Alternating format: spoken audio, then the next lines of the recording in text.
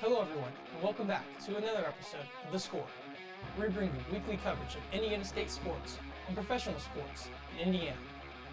I'm Vernon Norrish, the host of The Score and the sports editor of the Indiana Statesman. First, we start in Columbia, Missouri, where the Indiana State track and field team competed in the Dr. Rick McGuire Invitational. The Sycamores had some event winners in the meet, including sophomore Casey Hood Jr. The sprinter won the 60-meter race with a time of 6.61 seconds. This time also became the third fastest in program history. Redshirt senior Dante Majors won the 200-meter with a time of 21.2 seconds, which was also good for the third fastest time in program history in that event. The women's team was once again led by sophomore hurdler Rachel Maringer. Maringer won the 60-meter hurdles with a time of 8.39 seconds.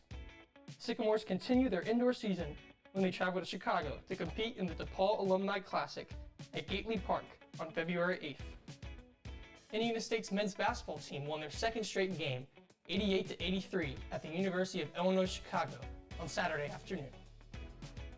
Sophomore guard sharpshooter Camp Wagner led the Sycamores with 22 points and made 5 three-pointers.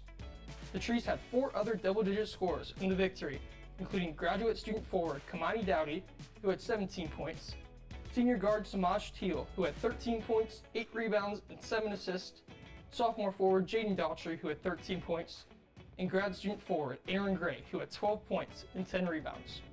The Trees return home this Wednesday when they host Valparaiso at 7 p.m. The game can be watched on ESPN Plus or listened to on Z90.7 WZIS. Lastly, the Sycamore women's basketball team fell to UIC on Saturday afternoon 58-53 inside the Holman Center.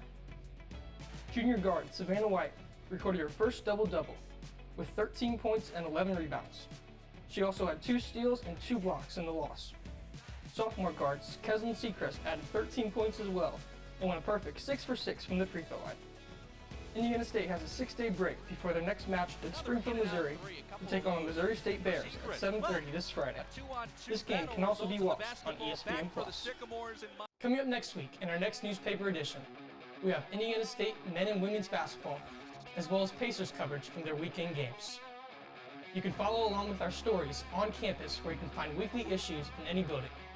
You can also follow along with us online at theindianastatesman.com. Furthermore, you can follow along with us on our social medias down below. Thank you for joining me today. As always, I'm Vernon Norrish, and this has been The Score.